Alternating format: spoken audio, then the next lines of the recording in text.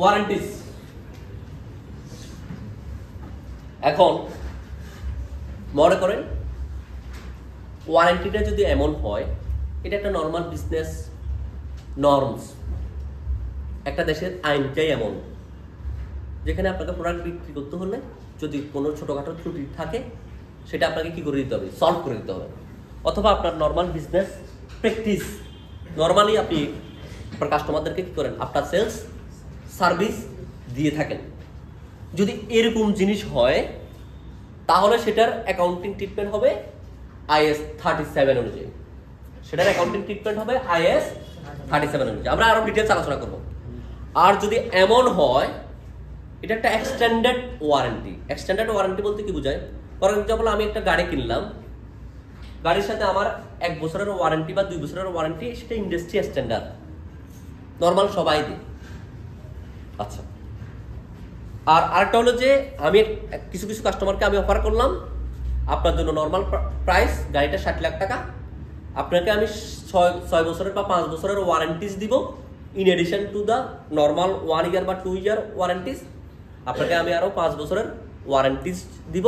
আপনি যদি ওয়ারেন্টিসের এই প্যাকেজটা আপনি অ্যাকসেপ্ট করেন, সেক্ষেত্রে আপনার প্রাইসটা আরো 2 লাখ টাকা বা 3 লাখ টাকা কি হবে, বাড়তি হবে, বেশি হবে।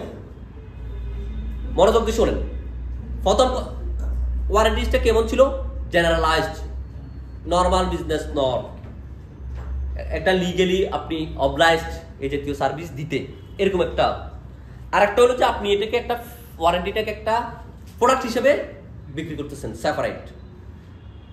তাহলে আপনাকে বুঝতে হবে যে ওয়ারেন্টিটা কি সেপারেট পারফরমেন্স অব্লিগেশন কিনা, এটা কি সেপারেটলি আপনার প্রাইসের সাথে ভ্যালু অ্যাড হচ্ছে কিনা। যদি সেপারেটলি ভ্যালু অ্যাড হয় তাহলে সেটা IFRS 15 অনুযায়ী সেপারেট পারফরমেন্স রেভিনিউ হিসেবে রিকগনিশন করতে হবে। আপনাকে যখন গাড়িটা সেল করবে, তখন আপনার এই গাড়ির 62 লাখ টাকা প্রাইস থেকে 2 লাখ টাকা প্রাইসটাকে বাদ দিয়ে 60 লাখ টাকা গাড়ি যখন সেল করবে, তখন রেভিনিউ রিকগনিশন করবে। আর বাকি 2 লাখ টাকা রেভিনিউশন করব over the 5 years period, over the 5 years period. কি বলছে বুঝছেন? আর নর্মাল যদি 1 বছর বা 2 বছরের যে ওয়ারেন্টি সবাই দেয়, আমিও দিলাম, সেটা যদি হয়, যখনই আমি গাড়ি বিক্রি করব তখনই আমি 60 লাখ টাকা পুরোটাই রেভিনিউ রিকগনিশন করে দিব। আর বাকি 2 লাখ টাকা বাকি 2 বছরের যে ওয়ারেন্টিস, সেই ওয়ারেন্টিসটা যে আমার একটা ভবিষ্যতে প্রবাবল লায়াবিলিটিস আসবে, যেটা এই বছরের পুরো সেলসটা এই বছরে রিকগনিশন করছি না, ম্যাচিং প্রিন্সিপাল অনুযায়ী এই বছরে যে রেভিনিউটা রিকগনিশন করছি, সেই রেভিনিউর এগেনিস্টে অতীতে, বর্তমানে অথবা ভবিষ্যতে যদি কোনো কস্ট ইনকার্ড হয়, ম্যাচিং প্রিন্সিপাল অনুযায়ী সেটা সেম পিরিয়ডে কি করতে হবে, রিকগনিশন করতে হবে। খরচটা, রিলেটেড খরচটা। ওয়ারেন্টিস নিতে আসবে হয়তো 6 মাস পরে, 1 বছর পরে, 1.5 বছর পরে, 2 বছরের ভিতর যে কোনো সময় আসবে। তো আমার তো যারা গাড়ির ইঞ্জিনিয়ার, তারা তো অনেক রিসার্চ করছে না গাড়িগুলো নিয়ে, তারা তো জানে আমার এই প্রবাবল 100টা গাড়ির ভিতর আমার কতটা গাড়িতে এস্টিমেটেড কতটা গাড়ি ওয়ারেন্টি নিতে আসবে, কি কি ধরনের ওয়ারেন্টি হবে, সেটার এক্সপেক্টেড কস্ট কত হবে। অথবা আমার হোমোজেনিয়াস একই মডেল গাড়ি আমি অতীতে বিক্রি করছি, 2-3 বছর আগেও বিক্রি করছি, ওইসব গাড়িগুলোর একটা হিস্টোরিক্যাল একটা ডাটা পাবো। ওই ডাটার উপর বেস করে আমি IAS 37 অনুযায়ী আমি এটার একটা লায়াবিলিটি কি করব, রিকগনিশন করব। কি বলছে বুঝছেন? ক্লিয়ার এখন? সেটা কোনটা? নর্মাল ওয়ারেন্টি পিরিয়ড হলে, নর্মাল বিজনেস প্যাটার্ন হলে, নর্মাল নর্ম হলে। ডেফার্ড রেভিনিউ হবে কোনটা? যখন এটা সেপারেট প্রোডাক্ট হবে। আর নর্মাল বিজনেস নর্ম হলে সেটা তো আলাদা প্রভিশন, আলাদা খরচ হিসেবে চার্জ হচ্ছে, ওয়ারেন্টি এক্সপেন্স হিসেবে খরচ হবে, আর লায়াবিলিটি কি হবে, ক্রিয়েট হবে। আর ওটা যে আপনি তো টাকা পেয়ে গেছেন 62 লাখ, পুরোটা টাকা পেয়ে গেছেন পুরোটা, ওটা ডেপার্ট হচ্ছে কোনটা, IFRS 15 অনুযায়ী যেটা হবে সেটা হবে ডেপার্ট রেভিনিউ। আর ওটা তো লায়াবিলিটিস হবে, এক্সপেন্স এবং লায়াবিলিটিস, সেটা তো রেভিনিউর সাথে কোনো সম্পর্ক নাই। ক্লিয়ারলি বুঝছেন? একই ওয়ারেন্টি দুটো সিনারিওতে ট্রিটমেন্ট দুই রকম। ক্লিয়ার? আমরা এখনো ক্লিয়ার না হলে আরো আলোচনা আছে, আমরা দেখতেছি আমরা ক্লিয়ার কিনা, দেখি ক্লিয়ার কিনা।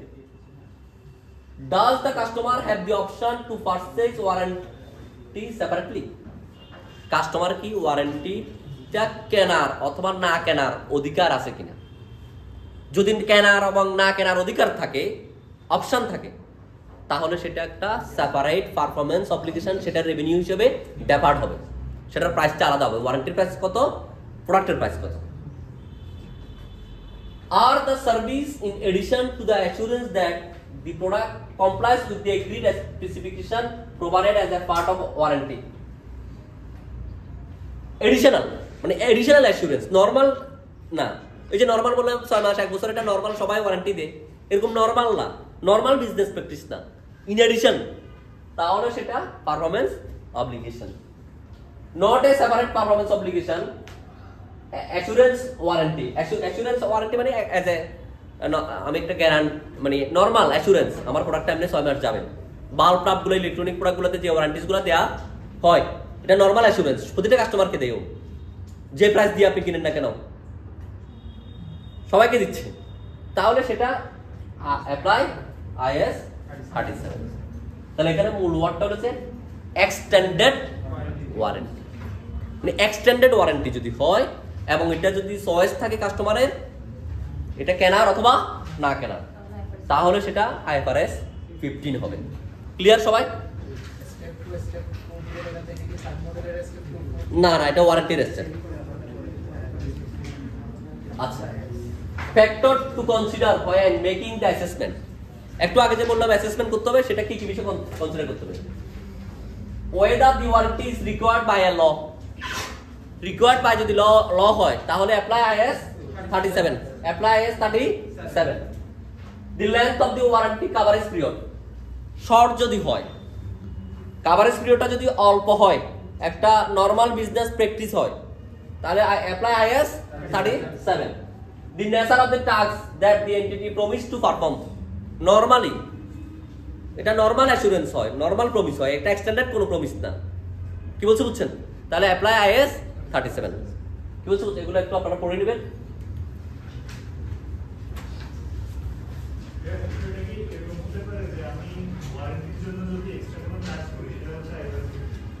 ইয়েস, এটাই মানে বুঝাচ্ছে যে কাস্টমারের উপর চয়েস আছে, সে ওয়ারেন্টি নিলে একটা প্রাইস, ওয়ারেন্টি না নিলে আরেকটা প্রাইস। তাহলে যদি চয়েস থাকে তাহলে IFRS 15 অনুযায়ী সেপারেট করতে হবে। ওয়ারেন্টির জন্য ওয়ারেন্টি তো একদিনে আসবে না, ওয়ারেন্টি তো ওভার দ্য পিরিয়ডে আসবে না, সেটা তো এট এ পয়েন্ট অফ টাইম হবে না। কিন্তু গাড়িটা তো এট এ পয়েন্ট অফ টাইম হবে না। গাড়ি তো আপনি চাকা একদিন দিবেন, এই বডি একদিন দিবেন, সেটা তো ওরকম না, একসাথে দিয়ে দিবেন এট এ পয়েন্ট অফ টাইম। কিন্তু ওয়ারেন্টিটা over the period.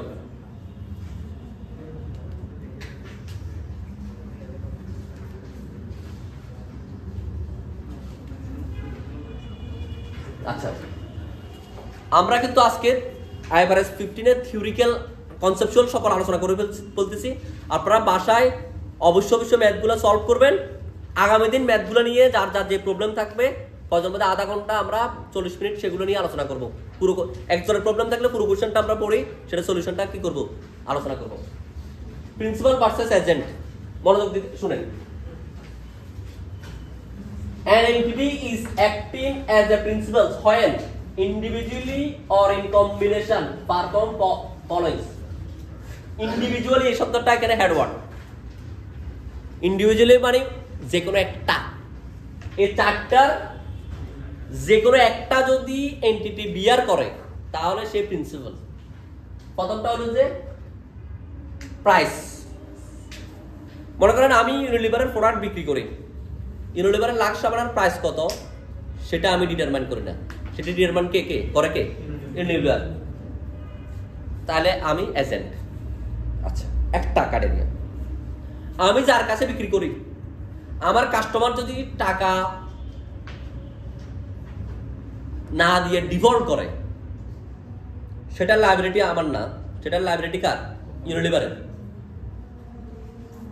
Credit risk. কি রিস্ক? Credit risk. যদি লায়াবিলিটি আমার হয়ে যায়, আমি তখন প্রিন্সিপাল। তাহলে আমি রিলিভার থেকে সেল করছি, এটা একটা সেপারেট, আমি আবার বিক্রি করতেছি, এটা আবার আলাদা সেপারেট, আমি এখন একটা প্রিন্সিপাল। যদি কি দেখি কাস্টমার রিস্কটা যে কোনো একটা, মনোযোগ দিয়ে শুনেন, যে কোনো একটা, এই চারটার ভিতর যে কোনো একটা, যে প্রোডাক্টটা, যে সাবানটা, এটা যদি চুরি হয়, নষ্ট হয়, এটার রিস্ক যদি কি কে বিয়ার করে? আমি বিয়ার করি, আমি আবার প্রিন্সিপাল। কাস্টমারকে মানে প্রোডাক্ট কি প্রোডাক্ট, এটা মানে কাস্টমার যে এরকম প্রোডাক্ট চাইছে, ওই স্পেসিফিকেশন অনুযায়ী ওই প্রোডাক্টটা এনশিওর করার রেসপন্সিবিলিটি আমার। কি বলছে বুঝছেন? তাহলে আমি প্রিন্সিপাল। এই চারটার যে কোনো একটা করলেই আমি প্রিন্সিপাল। প্রিন্সিপাল হলে কি হয় আমি বলি। প্রিন্সিপাল হলে P&L এর টপে পুরো রেভিনিউটা, পুরো সেলস প্রাইসটা আসে। আর এজেন্ট হলে শুধুমাত্র কমিশনের পার্টটা রেভিনিউতে আসে, টপ পেজে। কি বলছে বুঝছেন? মূল পার্থক্য, অ্যাকাউন্টিং এর মূল পার্থক্য এই জায়গায়। তাহলে আমি একটু এক্সাম্পল দিই। মনে করেন বাংলাদেশে পদ্মা, মেঘনা, যমুনা, ওনারা কি বিক্রি করে? অয়েল বিক্রি করে। কার কাছ থেকে? ইস্টার্ন রিফাইনারি থেকে ওনারা তেল নিয়ে তেল বিক্রি করে। তেলের প্রাইস নির্ধারণ করে কে? বিপিসি। তাহলে পদ্মা, মেঘনা, যমুনা কেউ প্রাইস নির্ধারণ করতেছে না, তাহলে এই ক্রাইটেরিয়া ফুলফিল করে না। আপাতত পদ্মা, মেঘনা, যমুনা আপাতত টেস্টে এজেন্ট, আপাতত টেস্টে কি এজেন্ট। পদ্মা, মেঘনা, যমুনা যে ট্যাঙ্কগুলো আছে, ট্যাঙ্কগুলোতে যে তেল থাকে, এই তেলগুলো যদি ফুড়ে, এটা রেসপন্সিবিলিটি কি আর বিপিসির নাকি পদ্মা, মেঘনা, যমুনার নিজস্ব? তাহলে এখন সে principal. Primary responsibility to provide specific goods, এটা পদ্মা, মেঘনা, যমুনার নাই, এটা বিপিসির। আচ্ছা, তাহলে এইটাতে সে এজেন্ট। ক্রেডিট রিস্ক, কাস্টমার টাকা দিবে কি দিবে না, এটা ফিলিং স্টেশনগুলো টাকা দিবে কি দিবে না, এটা কার রেসপন্সিবিলিটি? পদ্মা, মেঘনা, যমুনা। তাহলে এখানে চারটা ক্যাটেগরির ভিতর দুইটা ক্যাটেগরি অনুযায়ী পদ্মা, মেঘনা, যমুনা প্রিন্সিপাল। এই কারণে আপনি দেখবেন পদ্মা, মেঘনা, যমুনার অ্যাকাউন্টসে ওরা কমিশনটাকে রেভিনিউ দেখে না, পুরো সেলস প্রাইসটাকে কি দেখায়? রেভিনিউ দেখায়।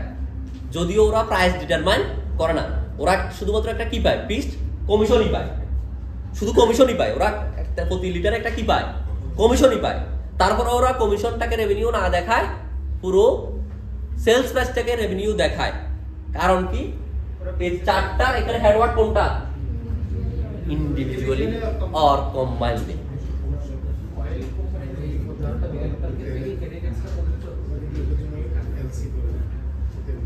ক্রেডিট রিস্ক ফাইন্যান্সিং হবে।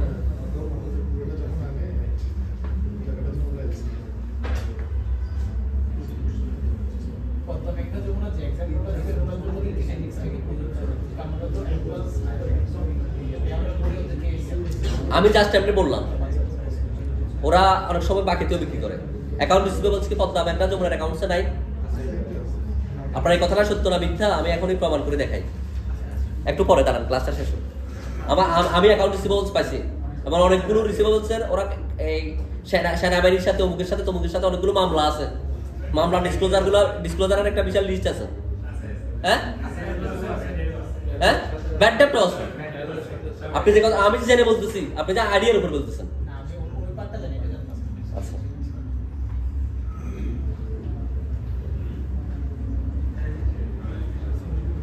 অ্যাকাউন্টিং ট্রিটমেন্ট বুঝছেন তো? কমিশন কখন, কখন রেভিনিউটা পুরোটা। এখানে থেকে কোশ্চেন আসলে শুধুমাত্র কে প্রিন্সিপাল, কখন এজেন্ট, এটা সিনারিওটা আপনাকে জানতে চাইবে। Customer option and are exercise rights, এটা দ্বারা কি বোঝায়? একটু মনোযোগ দিয়ে শুনেন। এই পুরো রেভিনিউ সবচাইতে পরীক্ষায় আমাকে যদি কোশ্চেন করতে বলে, আমি প্রথমবার যেবার কোশ্চেন করব, আমি এই টপিক থেকে কোশ্চেন করব।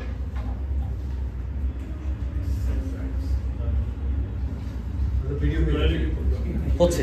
আমি আমার কথা বলতেছি, কেন বলতেছি, এটা কিন্তু খুবই ম্যাথমেটিক্যালি খুবই মানে জনপ্রিয় এবং খুবই পপুলার একটা সাবজেক্ট যারা করে স্টুডেন্টদের কাছে, টিচারদের কাছে, তাদের কাছে।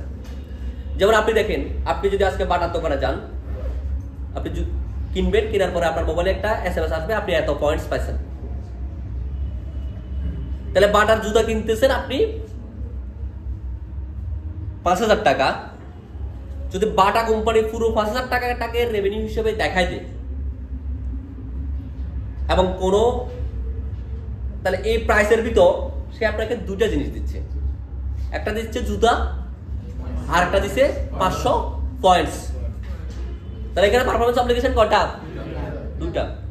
এই যে পয়েন্টস, মোবাইলে একটা SMS আসতেছে, এটাকে যদি বাটা সেপারেট পারফরমেন্স হিসেবে যদি রেভিনিউটাকে যদি ডেফার্ট না করে, তাহলে তার রেভিনিউটা কি হয়ে যাবে? ওভারস্টেটেড হয়ে যাবে। কি বলছে বুঝছেন? বাটা এফএক্স আমরা বিভিন্ন জায়গায় গেলে পাই, ঠিক আছে, স্বপ্ন বিভিন্ন জায়গায় গেলে পাই। সুতরাং বাংলাদেশে তো এটা আছে না, এটার অ্যাপ্লিকেশন আছে না, এটা এইসব কোম্পানিগুলো যারা অডিট করে অবশ্যই তাদের এগুলো কি করতে হয়, এগুলো এক্সারসাইজ করতে হয়, ওভাবেই রেভিনিউ রিভিশন করতে হয়। আচ্ছা, এই যে sales incentive, loyalty points, contract renewal option, এগুলো হলো যে একটা অপশন বা রাইটস কাস্টমারের, ঠিক আছে। এখানে আমরা একটা এক্সাম্পল দিই। ফর এক্সাম্পল, বাটা কোম্পানি এরকম এই বছর